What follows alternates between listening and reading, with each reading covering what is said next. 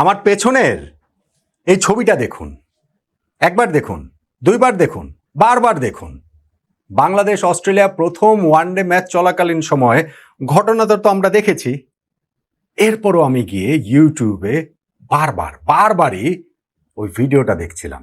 বারবারই এই ছবিটাতে আমার চোখ পড়ে যাচ্ছিল, সরানোর কোনো উপায় নেই। একদিকে অস্ট্রেলিয়ার ক্যাপ্টেন, মাইটি অস্ট্রেলিয়ার ক্যাপ্টেন জশ ইংলিশ, অন্যদিকে বাংলাদেশের তরুণ fast bowler Nahid Rana off স্ট্যাম্পের বাইরে করা একটা ডেলিভারিতে জশ ইংলিশকে আউট করেছেন। তারপরে তার এই বুনো উল্লাস, তারপরে অস্ট্রেলিয়ানদের সঙ্গে চোখে চোখ রেখে কথা বলার এই দুর্বিনীত দুঃসাহস। ভাই আপনি দেখেন নাহিদ রানার বডি ল্যাঙ্গুয়েজ দেখেন, তার মুখের অবয়ব দেখেন, তার আগ্রাসনটা দেখেন।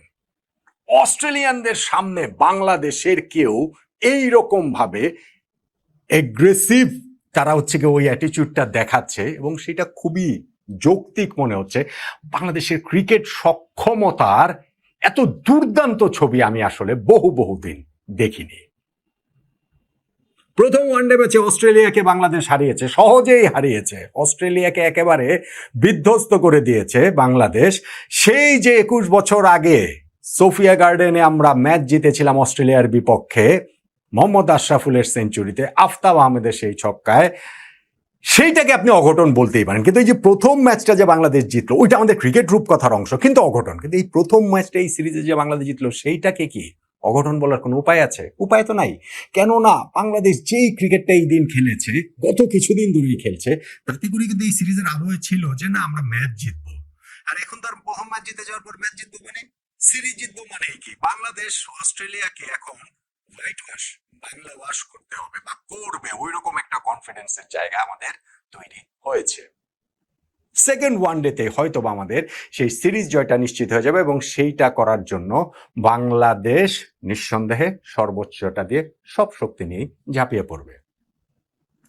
দেখেন গত কিছুদিনে মাঠের বাইরে বাংলাদেশ ক্রিকেটের ভীষণ টালমাটাল অবস্থা। টি-20 বিশ্বকাপ আমরা খেলতে পারিনি এবং ওইটাকে কেন্দ্র করে যেই ষড়যন্ত্র হয়েছিল, আমি অনেক কথাবার্তা বলেছি, আমি এই জায়গাটাতে আর সেটা না হয় রিপিট না করি। কিন্তু আমাদের ক্রিকেটাররা, মাঠের ক্রিকেটাররা বরাবরই কিন্তু এই সময়টাতে, এই বিরুদ্ধ সময়ে দাঁড়িয়ে তারা দুর্দান্ত পারফরমেন্স দেখাচ্ছেন এবং তারা পারফরমেন্স দিয়ে আবার আলোটা নিজেদের দিকে টেনে নিয়ে আসছেন, কেড়ে নিয়ে আসছেন। অস্ট্রেলিয়ার বিপক্ষে এই প্রথম ওয়ানডে ম্যাচটা তো বাংলাদেশ ব্যাটিং এ বলেন, ফিল্ডিং এ বলেন, বোলিং এ বলেন, সব জায়গাতে ডোমিনেট করেছে এবং নাহিদ রানা এমনই ফায়ারি একটা স্পেল করেছেন, বোলিং করেছেন, 4-4টা উইকেট নিয়েছেন। অস্ট্রেলিয়ার বিপক্ষে বাবাংলাদেশের কোনো বোলারের এর আগে হিস্ট্রিতে ওয়ানডেতে 4 উইকেট ছিল না। সেই নাহিদ রানাকে দেখে অস্ট্রেলিয়ানদের মনে হচ্ছে হাঁটু কাঁপাকাঁপি অবস্থা। ভাই আক্ষরিক অর্থেই আমি সেটা বলছি। হ্যাঁ, আমরা যখন এই লাস্ট সিরিজটা পাকিস্তানের সঙ্গে খেলেছি তখন এটা নিয়ে অনেক আলোচনা করেছি যে পাকিস্তান যারা ওয়ার্ল্ড ক্রিকেটে এত দুর্দান্ত সব ফাস্ট বোলার জন্ম দিয়েছে, সেই দেশের ব্যাটসম্যানদের বিপক্ষে বাংলাদেশের একজন ফাস্ট বোলার নাহিদ রানা কিভাবেই না ভীতি ছড়াচ্ছে। এখন তো দেখছি অস্ট্রেলিয়ান ক্যাম্পেও তিনি একই রকম ভীতি ছড়াচ্ছেন। এবং ইয়ান বিশপ যে এক্সে তার ওই একটা পোস্ট করেছেন না এক্স হ্যান্ডেলে, সেটা আসলে দুর্দান্ত। নাহিদ রানার প্রশংসা করে তিনি লিখেছেন যে এই ফাস্ট বোলার এখন পর্যন্ত যে সেনা কান্ট্রিগুলো যে রয়েছে, অস্ট্রেলিয়াতে, ইংল্যান্ডে, সাউথ আফ্রিকায় এবং নিউজিল্যান্ডে, সেইখানে কিন্তু নাহিদ রানা এখনো পর্যন্ত কোনো ম্যাচ খেলেননি। এবং ইয়ান বিশপের মতো কিংবদন্তি বলছেন ওটা একটা মাউথ ওয়াটারিং প্রসপেক্ট। এটার বাংলা কি করতে পারি? জিভে জল এনে দেওয়া একটা সম্ভাবনা। নাহিদ রানা যদি পেস বোলারদের জন্য স্বর্গভূমি ওই দেশগুলোতে যখন খেলবেন, তখন তো বিশ্ব ক্রিকেটে তার নামটা আরো অনেক ফুটে যাবে। এই যে এখন বিগ ব্যাশের দল তাকে আসলে নিচ্ছে, নেওয়া হবে, এটা নিয়ে কথা চালিয়েছে যে ভাই এই আপওয়ার্ড ট্রেন্ডসটা যদি ধরে রাখতে পারেন, যেটা বিশপও বলেছেন, নেক্সট আইপিএল এ পর্যন্ত নাহিদ রানা আসলে চলে যেতে পারেন। সেই সম্ভাবনার জায়গাটাও তো আপনি উড়িয়ে দিতে পারবেন না। আচ্ছা সেটার হয় পরেরটা পরে, কিন্তু আপাতত এই নাহিদ রানার আগুনে যে ছারখার অস্ট্রেলিয়া প্রথম ম্যাচটাতে, দ্বিতীয় ম্যাচে কি তাদের বাঁচার কোনো উপায় আছে? দেখেন শুধুমাত্র নাহিদ রানার কথা বললে তো হবে না। ওই ম্যাচটাতে বাংলাদেশের ওভারঅল পারফরমেন্সে খুব ভালো ছিল। সেইটা ব্যাটিং এ আমাদের 3টা পার্টনারশিপ ছিল। সেইখানটাতে মোসাদ্দেক হোসেন সৈকত যে 4 বছর পর ফেরার পরে কি একটা মহাকাব্যিক একটা ইনিংস খেলেছেন, সেটার কথা বলতে হবে। শান্ত খুব ভালো খেলেছেন, তানজিদ তামিম, এই ব্যাটিং পারফরমেন্স গুলোর কথা বলতে হবে। বোলিং এও তো আমরা প্রথম 2 ওভারে যে 2টা উইকেট তুলে নিয়েছে তাসকিন আহমেদ মুস্তাফিজ, সেইটা বিদেরকে একটা বড় জয়ের ভিত্তি এনে দেয়। শেষে গিয়ে বৃষ্টির কারণে অস্ট্রেলিয়ার ইনিংস শেষ হয়নি, কিন্তু তাতে বাংলাদেশের জয় আসলে আটকায়নি। এখন সেকেন্ড যে ম্যাচটা, সেই ম্যাচটাতে কি বাংলাদেশ এক্স্যাক্টলি প্রথম ম্যাচের পারফরমেন্সটারই তো আবারও পুনরাবৃত্তি করতে চাইবে, কিন্তু প্রথম ম্যাচে সেই 11 জন নিয়েই কি? প্রথম ম্যাচে বাংলাদেশ যে উইকেটে খেলেছে সেইটাও কিন্তু আমাদের ক্রিকেট সক্ষমতার আরো একটা স্টেটমেন্ট। আমি যেটা প্রথম ছবিটার কথা বলছিলাম, ওইরকম আমাদের উইকেট, ভাই অস্ট্রেলিয়ার বিপক্ষেও আমরা এরকম প্রপার ওয়ানডে উইকেট বানিয়ে খেলছি সিরিয়াসলি, এবং সেইখানটাতেও কিন্তু আমরা অস্ট্রেলিয়াকে মোটেই ভয় পাচ্ছি না, ভয় পাওয়ার যে কোনো কারণ নাই, সেইটা আমরা প্রথম ম্যাচের পারফরমেন্সে বুঝিয়ে দিয়েছি। কিন্তু সেই ম্যাচটাতে অন্তত পক্ষে দুইটা জায়গা নিয়ে কোয়েশ্চেন মার্ক আছে বলে আমার কাছে মনে হয়। Number one, opening Saif Hasan একের পর এক ব্যর্থ হচ্ছেন, কিন্তু এটা শুধু এক ম্যাচের বিষয় না, ওভারঅলি আমার মনে হয় বাংলাদেশে যে এখন ওয়ানডে সেট আপ, সেখানে কি আসলে সাইফকে কন্ট্রিবিউট করার তার খুব একটা সুযোগ রয়েছে? যখন আমাদের সৌম্য সরকারের মতো একজন এইখানটাতে বসে আছেন স্ট্যান্ড বাই তালিকায়, মানে রিজার্ভে, মানে একাদশের বাইরে, আমি সেকেন্ড ওয়ানডেতে মনে করি যে সাইফ হাসানকে ড্রপ করে এখানে সৌম্য সরকারকে অবশ্যই অবশ্যই খেলানো উচিত। এবং আরেকটা যেটা জায়গা, সেটা হচ্ছে গিয়ে লেগ স্পিনার রিশাদ হোসেন। রিশাদকেও কিন্তু প্রথম ম্যাচে খেলানো হয়নি, সেখানে তানভীরকে খেলানো হয়েছে।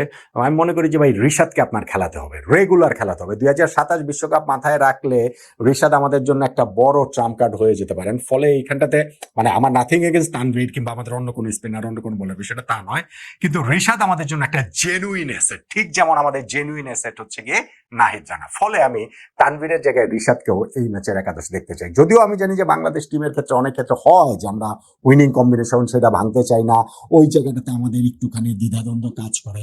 সো আমি মোটামুটি প্রিটি শিওর যে বাংলাদেশ এই দুইটা চেঞ্জ করবেন না, কিন্তু আমি চাওয়ার কথাটা বললাম, বাংলাদেশের ওয়ানডে টিমটা গত কিছুদিন ধরে যেরকম ভালো একটা ফর্মে রয়েছে, যেই ছন্দে আমরা আছি, আমরা লাস্ট 3টা হোম সিরিজ জিতেছি, সেটা ওয়েস্ট ইন্ডিজের বিপক্ষে, নিউজিল্যান্ডের বিপক্ষে, পাকিস্তানের বিপক্ষে, এবং এই অস্ট্রেলিয়ার বিপক্ষে জিতলে জেতাটা আমাদের নিশ্চিত করতে হলে পরের ম্যাচটাতে আমি মনে করি যে বাংলাদেশের একাদশে সেই দুইটা পরিবর্তন আনতে হবে। অস্ট্রেলিয়ানরা বুঝে গেছে বাংলাদেশ কি, অন্ততপক্ষে প্রথম ম্যাচে আমাদের পারফরমেন্স সেটা বুঝিয়েছে, অন্ততপক্ষে নাহিদ রানার সেই এগ্রেশন সেটা বুঝিয়েছে। এখন অস্ট্রেলিয়া নিশ্চয়ই সেকেন্ড ম্যাচের আগে, আর যদি আপনি ওইটা আরেকটা কথা বলতে ভুলে গেছিলাম, যে অনেকে বাংলাদেশের এই ক্রিকেট সক্ষমতাকে একটু তুচ্ছ তাচ্ছিল্য করেন, বাংলাদেশের ক্রিকেটার স্টেপ আপ করেছে, আমি সেটা বলছিলাম। এই অনেকে আবার বলেন না যে না দূর এই দলগুলো তো আসলে দ্বিতীয় সারির দল, একে খেলানো হয়নি, ওকে নিয়ে আসা হয় না, অস্ট্রেলিয়ার এই দল মিচ মার্শ নেই, তারপরে ট্রাভিস হেড নেই। ভাই এটা তো আমাদের প্রবলেম না, এটা তো বাংলাদেশের প্রবলেম না। অতীতের কথা ভেবে দেখেন তো, এরকম টিম নিয়ে এসেও তো বাংলাদেশের বিপক্ষে দলগুলো জিতে যেত না। এখন আমরা তাদেরকে হারাচ্ছি, এমন ভাবেই হারাচ্ছি যে ভবিষ্যতে তারা ওইটা মাথায় রাখবে যে না, এই বাংলাদেশকে আসলে ছাড় দেওয়ার কোনো সুযোগ নেই। এটা শুধু অস্ট্রেলিয়ার কথা বলছি না, বাংলাদেশ এই সিরিজটাতে ধরেন অস্ট্রেলিয়ার বিপক্ষে জিতবে, এটা তো আমরা এক্সপেক্ট করছি। তাহলে আমাদের ব্যাক টু ব্যাক 4টা হোম সিরিজ, আমি ওয়ানডে ফর্মেটে বললো যে সেটা আজকে যেতে হয়ে যাচ্ছে এই সময়ের মধ্যে, আর আগে থেকে দলে শ্রীলঙ্কা দলেতে সেটা 5 নম্বর হবে। তা আমি ব্যাক টু ব্যাক 4টাই যদি আমি ধরি, তাহলে নেক্সট যেই দলটা বাংলাদেশ ট্যুর করতে আসবে, ধরেন ইন্ডিয়া আসার কথা সেপ্টেম্বর মাসে আসবে, ইন্ডিয়া আসবে, তো সেই জায়গাটাতে কি তারা প্রথম সারি খেলোয়াড়দেরকে বাদ দিয়ে আসার সাহস পাবে? সাহস কিন্তু পাবে না, কেননা বাংলাদেশ এখন ওই রকম ডোমিনেটিং ক্রিকেটটাই আসলে খেলছে। নাহিদ রানার যেই ছবিটা, সেইটা আমি বলছিলাম যে এই এখনকার বাংলাদেশ ক্রিকেট সক্ষমতার একটা দুর্দান্ত প্রতিচ্ছবি হিসেবে আমার কাছে থাকছে, এবং সেইটা আরো একটু পূর্ণতা পাবে সেকেন্ড ওয়ানডে ম্যাচটা জিতেই, যদি আমরা অস্ট্রেলিয়ার বিপক্ষে সিরিজ জয়টা নিশ্চিত করতে পারি। আর সেই ক্ষেত্রে একাদশে ওই দুইটা পরিবর্তন আমি আসলে মনে করি টিম ম্যানেজমেন্টের অবশ্যই করা উচিত। ওপেনিং এ সাইফ হাসানের জায়গায় সৌম্য সরকার, এবং বোলিং ডিপার্টমেন্টে স্পিনে বাহাতি স্পিনার তানভীরের জায়গায় লেগ স্পিনার রিশাদ হোসেন। এই একাদশ নিয়ে খেলতে নামলে অস্ট্রেলিয়া আমাদের সঙ্গে পাত্তা পাবে না। এগুলা বলতেও তো ভাই ভালো লাগে, নাহিদ রানাদের অমন ছবি আমাদের এমন কথা বলার সাহস যোগায়।